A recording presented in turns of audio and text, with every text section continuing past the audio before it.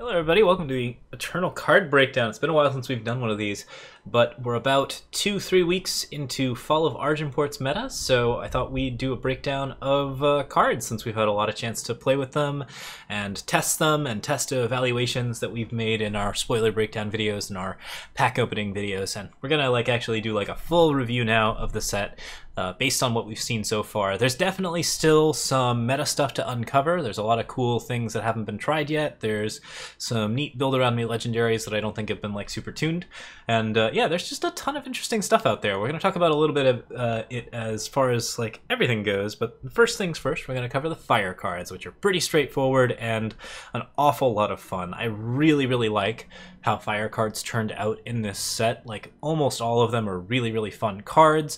The draft environment is super solid. I've really enjoyed playing with just about everything in the draft environment, with the exception of maybe Light 'em Up, which I've just really not been drafting with, but we'll talk a little bit about that as well.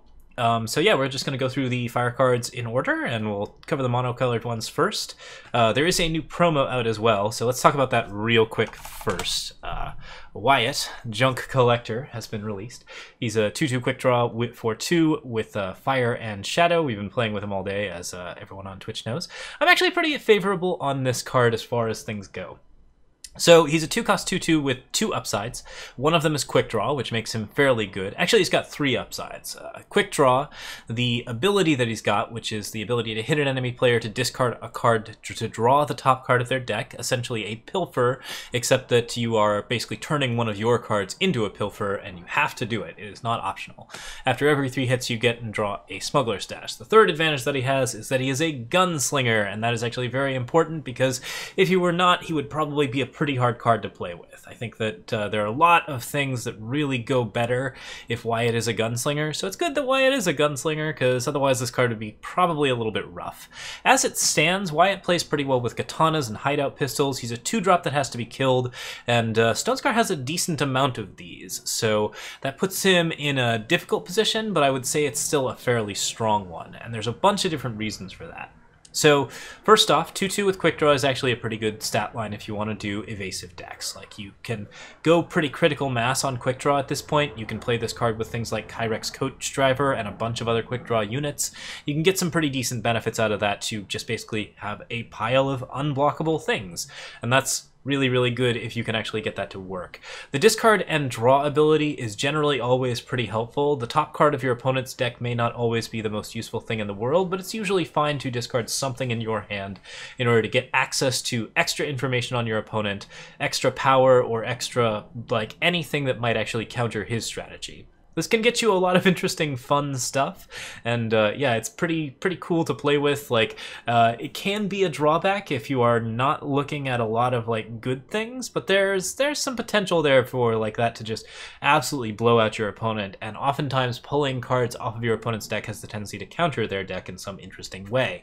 For example, a lot of control decks will play pretty expensive counterspells like Island's Choice or other things that can really be bad if you pull them and then use them to counter your opponent's Harsh Rule.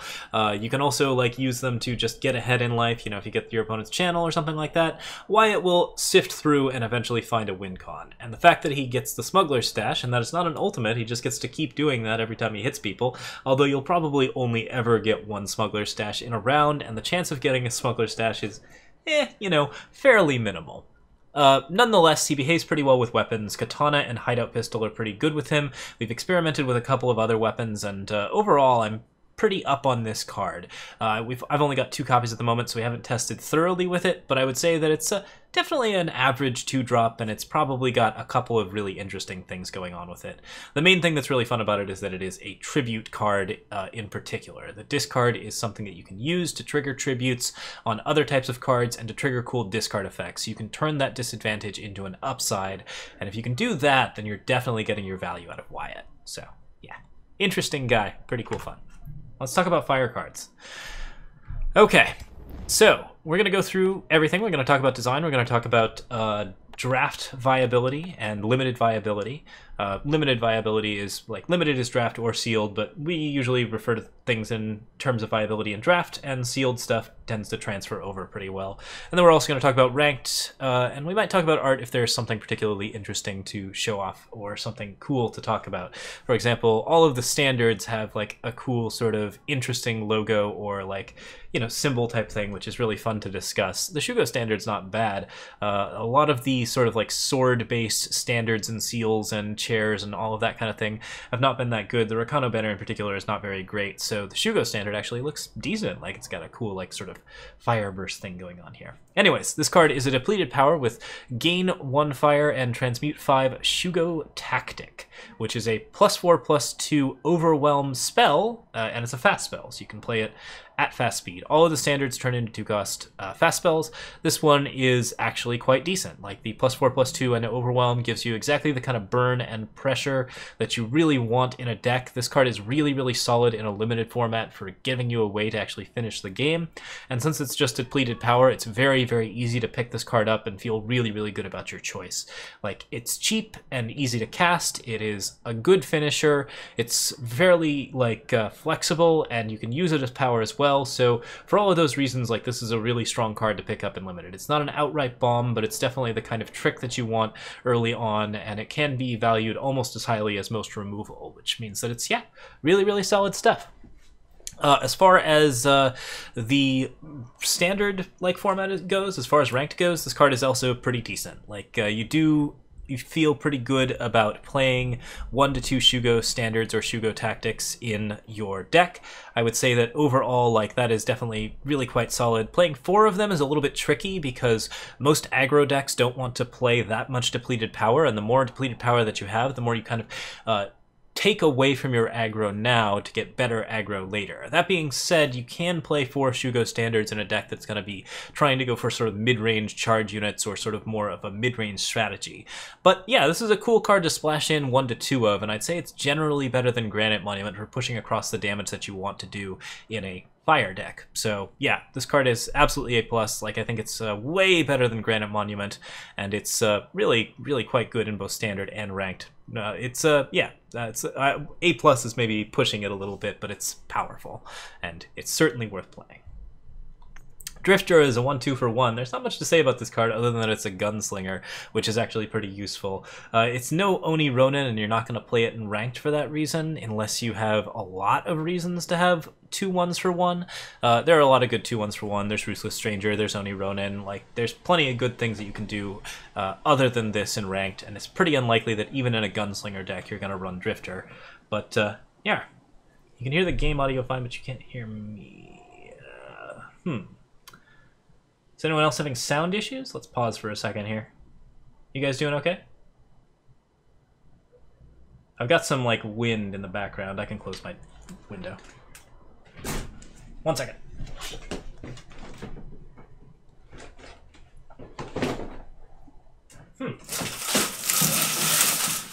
Yeah, it's very odd. Alright.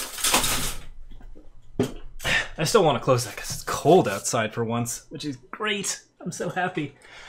Alright.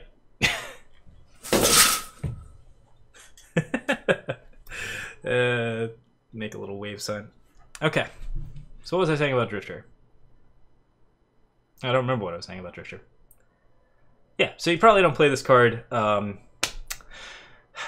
You probably don't play this card in most situations, but it's kind of fun in draft for being fairly aggressive. Like, a 1 cost 2/1 is perfectly fine and limited, and you can actually do a decent amount of cool aggro stuff if you're picking up Drifters at common. So certainly worth it as like filler common unit for draft and limited formats.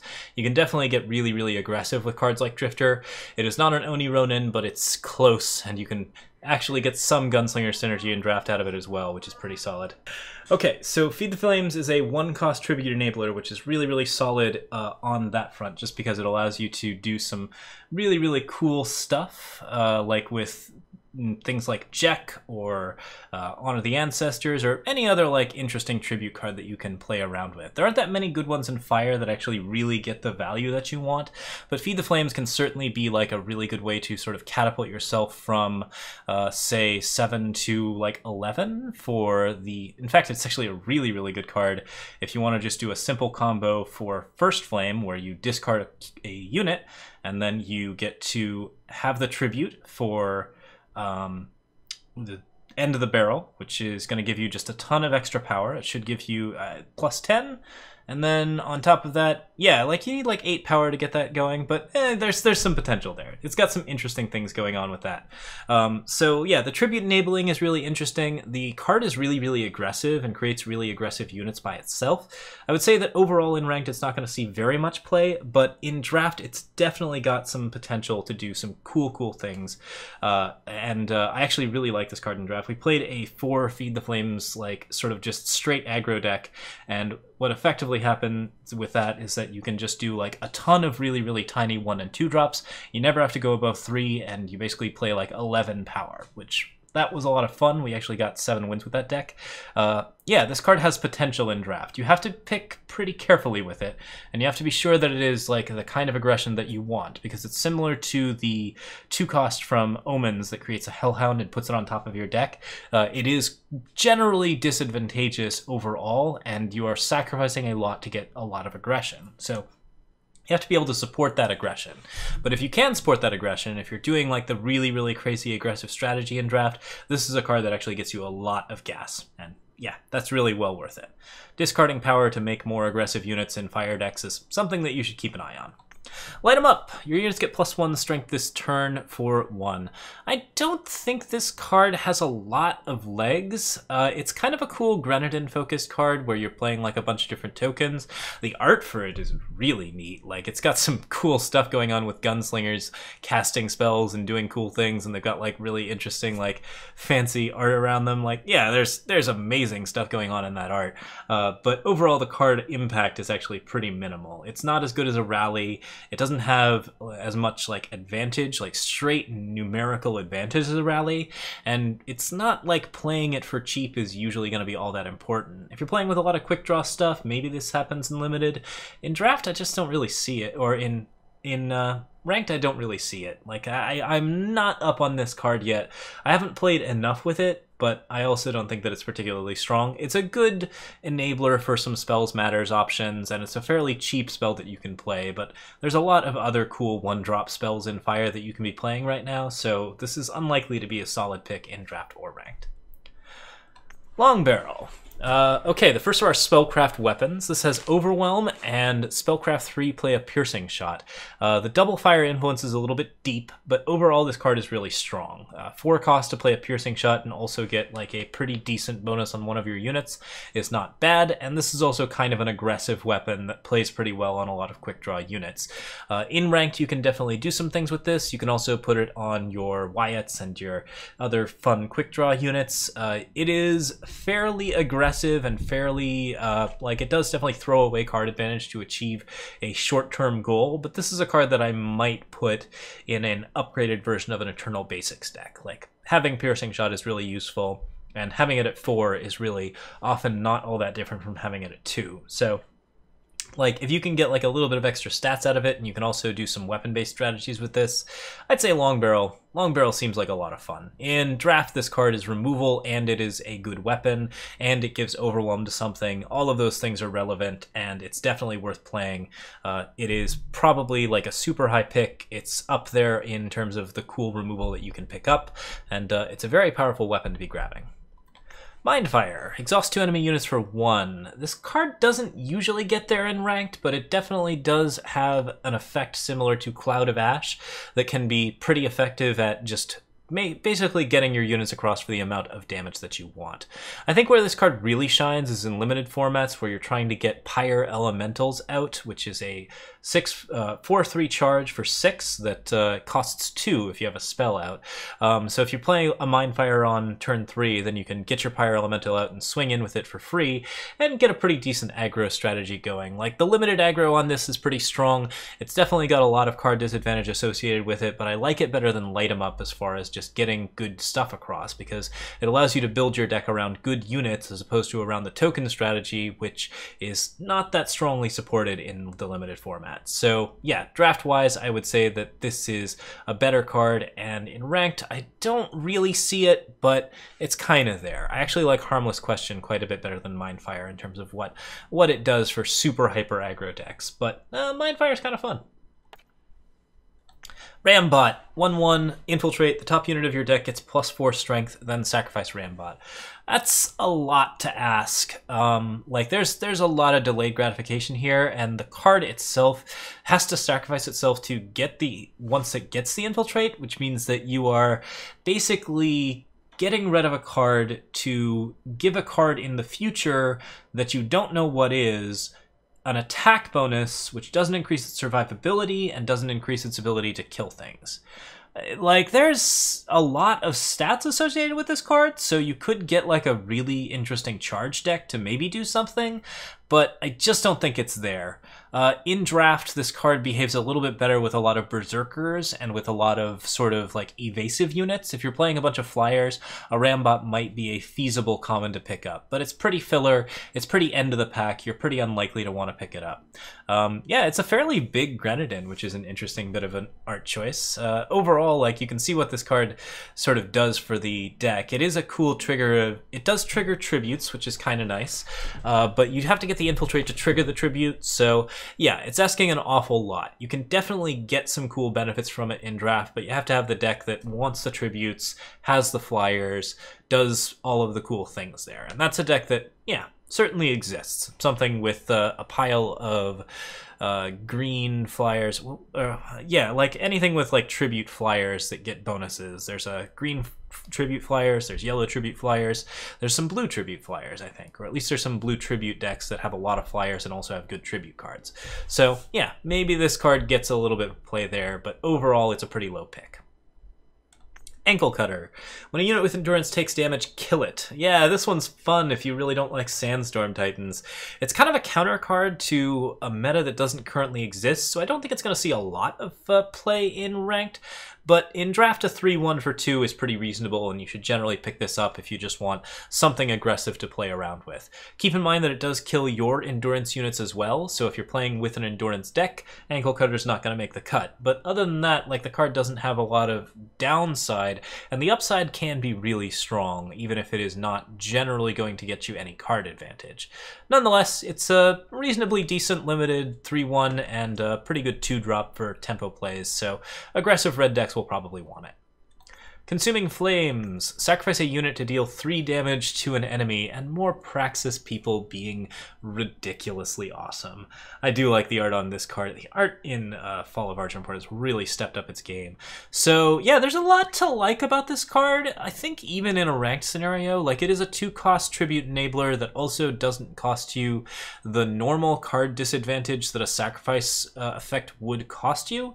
I'd say it's pretty unlikely to see play in ranked just because, like, there's still, like, hard casting it still feels pretty bad.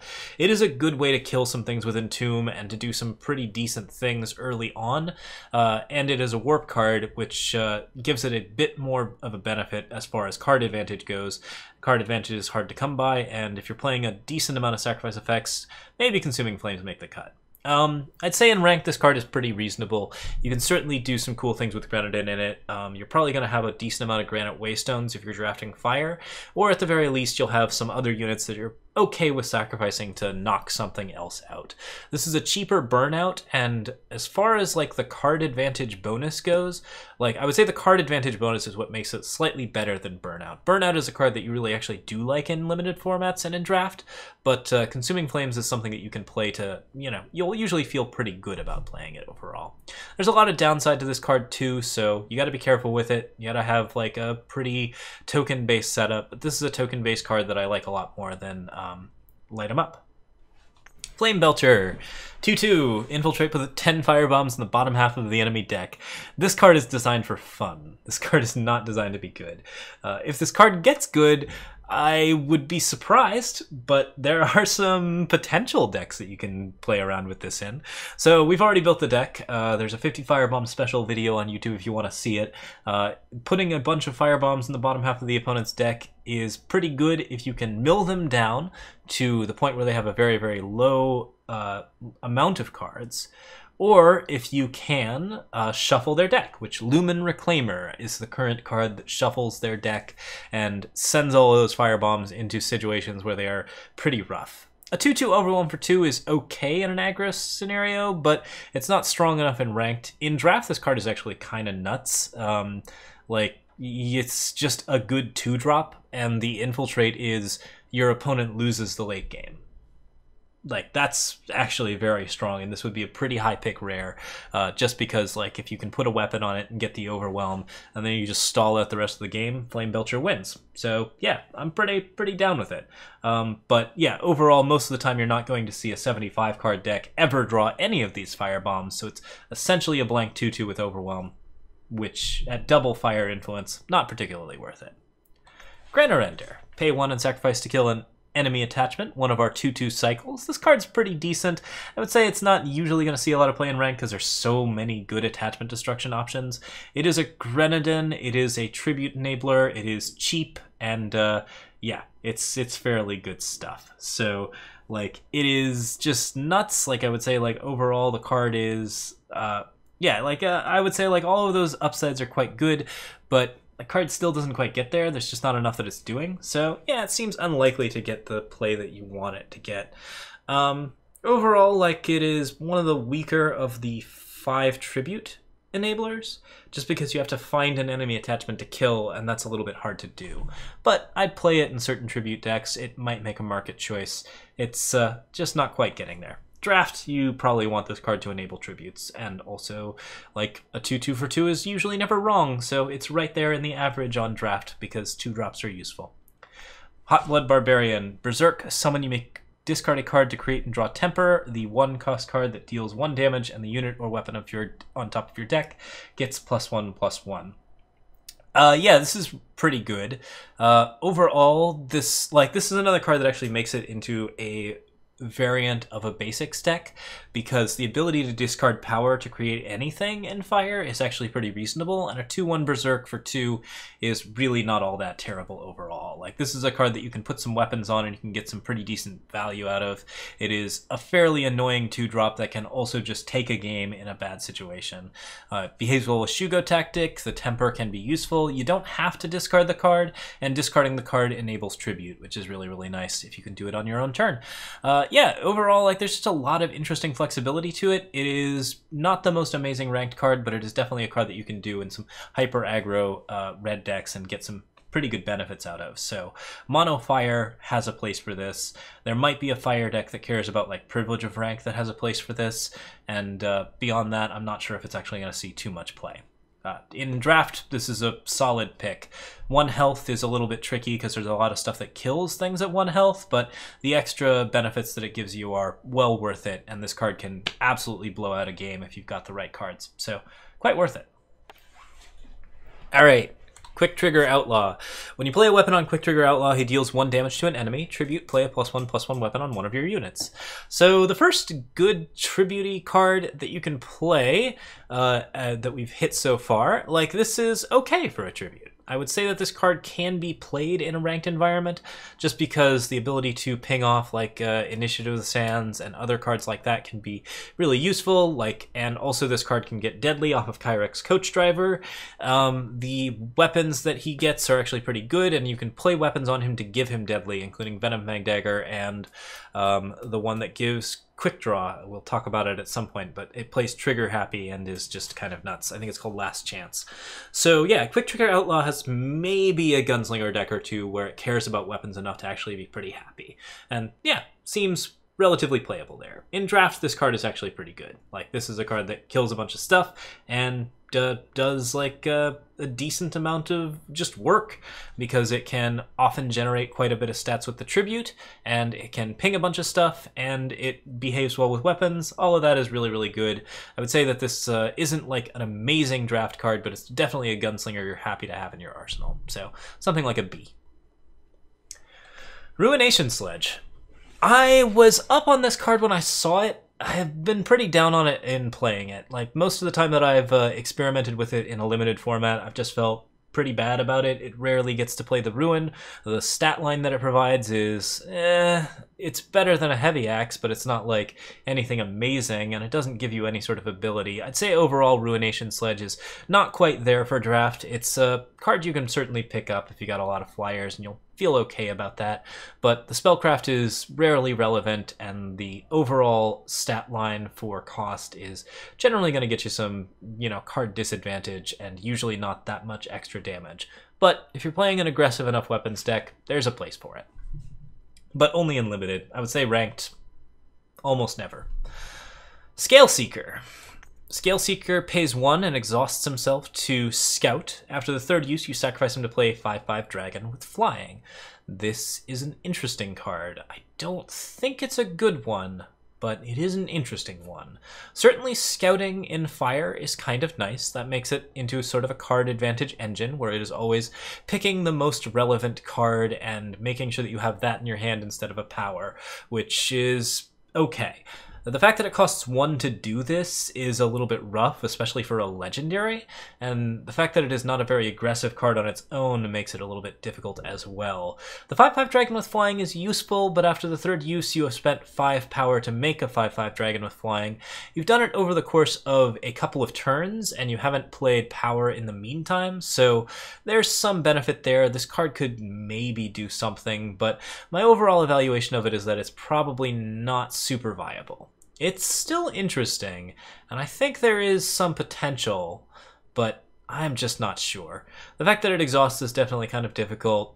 I think it's just not quite doing enough, but we'll playtest with this a little bit when we have the stone, or when we pick it up in a pack, and maybe it'll surprise us. Overall, I think it's probably pretty unlikely to play very well. In draft, you're certainly happy to have it because it's both an evasive unit and a good source of scout, and both of those things are really useful in draft. Like, this is actually a draft bomb. It is not an easy card to kill on its own, and it turns into a big evasive flyer, so it's an exciting legendary in draft, and it's kind of fun to play with. Trick Shot. Give one of your units Overwhelm and Quick Draw this turn. So this is an interesting trick. It's usually not super viable in a ranked environment, but in draft you can certainly get some benefit out of it. It's good on deadly units in particular, because Deadly, Overwhelm, and Quick Draw together are the 3 just kind of ridiculous things that you want to be doing. So it's an okay common trick if you want to get some decent aggro stuff across. I wouldn't pick it terribly highly in either ranked or draft, but, it's kind of fun. The art on it's pretty good. There's a lot of fun stuff going on with that. But overall, the card just doesn't quite do enough. It's not the most interesting fast spell, and I'd say that overall you're not terribly likely to be playing it in a draft environment. And you're almost never going to play it in a ranked environment.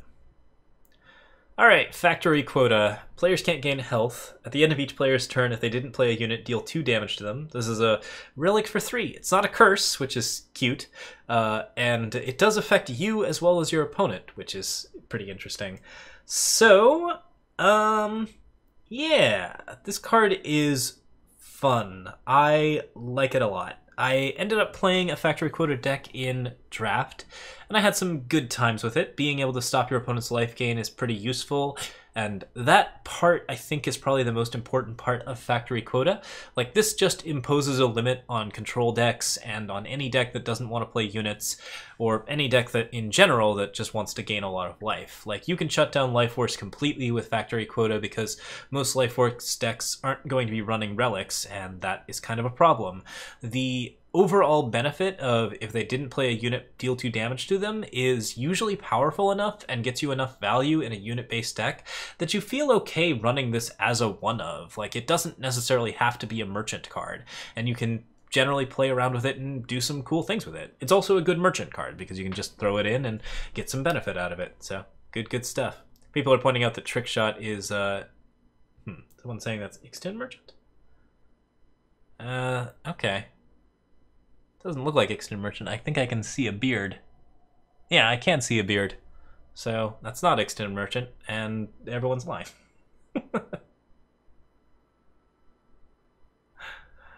But, alright. Flame Fang Charmer. 3 cost 2/3, infiltrate, create, and draw a 3/1 Flame Fang with Reckless. Maybe there's a strap. Okay, so Flame Fang Charmer is infiltrate, create, and draw a 3/1 Flame Fang with Reckless for the infiltrate. 3 cost for the double fire influence on this is the real problem with this card, I think. Like, overall, I'm just not up on it. It is pretty hard to get this infiltrate even in a draft format. The card is pretty poorly statted for a fire card, and while the infiltrate is okay, it's not usually anything that you really care about at 3. I'd say overall this common is really not all that great. You don't want to play it in ranked ever, and in draft, drawing a Flame Fang with Reckless is not that good at this particular point in time. Like, you can certainly get it some benefits with Feed the Flames if you can do like a Mask Maker deck that manages to buff up the elementals, if you have a decent amount of Inspire effects to buff the elementals that way, but then you still have to get Flame Fang Charmer across, and that's a lot to ask because Flame Fang Charmer is giving you a very linear strategy because she requires you to be very, very deep in fire. I think if this card were not double fire, it might actually be okay, but I've not really enjoyed it very much when I've played it in draft. It's an okay 3-drop, it gets an okay benefit, but getting the infiltrate is harder than it seems, and a 2/3 for 3 is pretty minimal. Frontier Bard. 2/4, whenever one of your other units hits the enemy player, it gets +1 strength, which means that this can often come out as like a 5/4 in a fairly short period of time. The Inspire is that units you draw get Overwhelm. There's a cool thing about Inspire's design that I kind of like and kind of don't like, but I think it's actually kind of important to note. None of the Inspire units actually have the skill that they give. And that's kind of an interesting thing. Like, I think that design-wise, they either all have to have the skill that they give, or they all have to not have the skill that they give. And so as long as you're like paying attention to that, because like there's a memory issue where you're like, does this card actually have that skill? And it often seems to me like every Inspire card should have that skill. Like Frontier Bard is a card that behaves really well with Overwhelm and would be really good if another Frontier Bard drew it. But overall, like, this card is a little bit low as far as ranked decks go. You can do some cool things with it. I've seen somebody playing a Shepherd's Horn deck with Frontier Bard, and I think that's cute, but maybe not actually all that great, because you're rarely actually going to get the Frontier Bard to live that long. This card does get pretty aggressive pretty fast, and it's a fairly fun draft card in particular. Overwhelm is an okay Inspire, the stat line is very, very good, and the ability to just get additional stats is quite solid as well. Like 3 for a 2/4 that's almost certainly at least a 3/4 when you play it. Like, this card gets pretty nuts pretty fast as far as like additional attack goes. It's got a lot of health, so it's pretty hard to kill. And yeah, like overall this card is a pretty solid pick in draft. Honor the Ancestors. 3 cost, draw a weapon from your void, tribute, play it instead. We played around with this a little bit. It's not a card that you're super happy to have 4 of in your deck, but it's pretty fun with relic weapons, and it's pretty fun with regular weapons.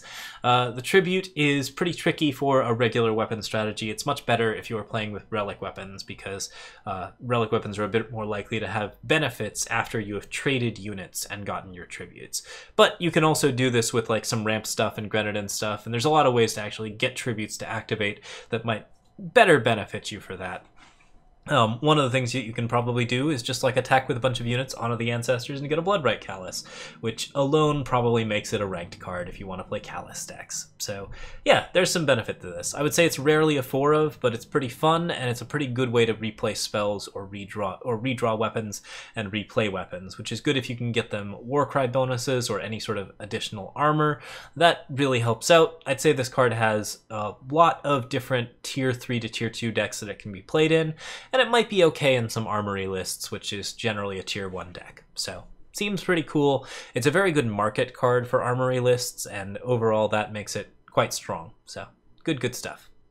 Ixtun Merchant, 3/3 Overwhelm.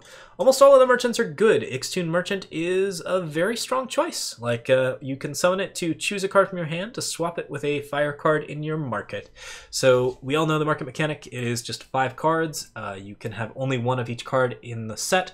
Ixtun Merchant is probably going to have a fire sigil, some sort of relic attachment destruction, some sort of big burnout card that kills your opponent, a reasonable like play of some other kind that is like maybe an aggressive card like Torch or something that has like solid removal, and then like the last one will be Dealer's Choice, I would say. Yeah, like as far as markets go, Ixtun Merchant's market is pretty reasonable. Fire having flexibility is really solid, and the card has enough stat line to be in an aggressive deck while also playing with flexibility. Ixtun Merchant is particularly fun because she sells you weapons, and you often need weapons as an Ixtun Merchant. Like, I would say that like this is a card that really benefits Fire because Fire really benefits from flexibility. And the more flexibility it can get, the better off it can do. So I'd say that this is something that's pretty relevant, and you can do some good stuff with it. Like this is one of the stronger merchants, just because Fire needs the merchant effect more than most. And yeah, overall this card is really quite reasonable. It holds weapons really well too with that Overwhelm, which is good synergy and just a good design. And the art's good too. I think this is one of the marquee cards for Fall of Argenport. So solid stuff. Manufacture. Warp, create, and draw 3 1/1 Grenadins. I like this card a lot.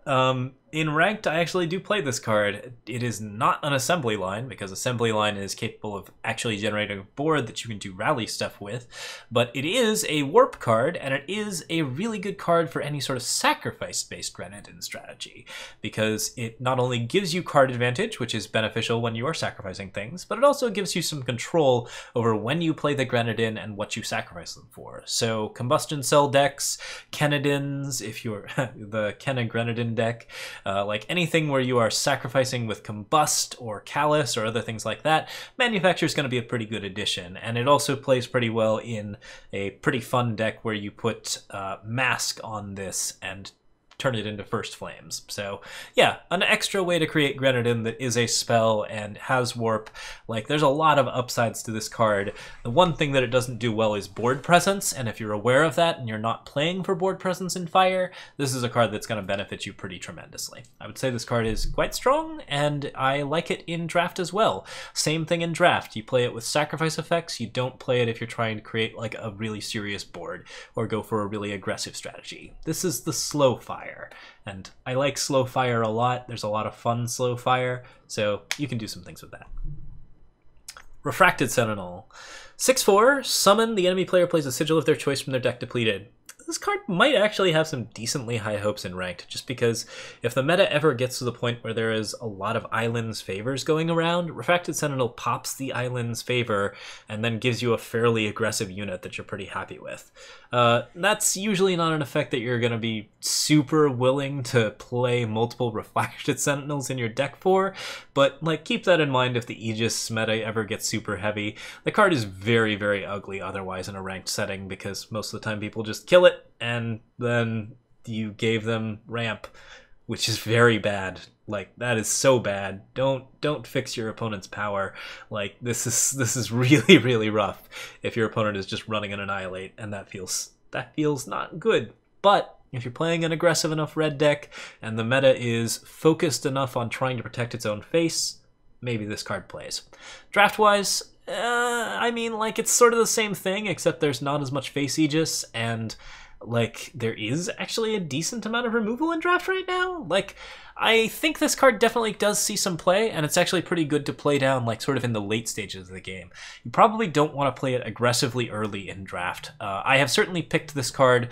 I would pick it relatively highly over most 3-drops, but it is also a card that I feel really rough about playing a lot of the time, and you have to be very careful with it. So, like, be aware, this card can screw you pretty hard. The summon effect is really good for your opponent. The obvious, like, stat line bonus that this gives is really good for you. And keep those two things in mind, and figure out ways to play it such that you actually get the advantage of just having a big red unit. It is a Sentinel, so it bonds really well.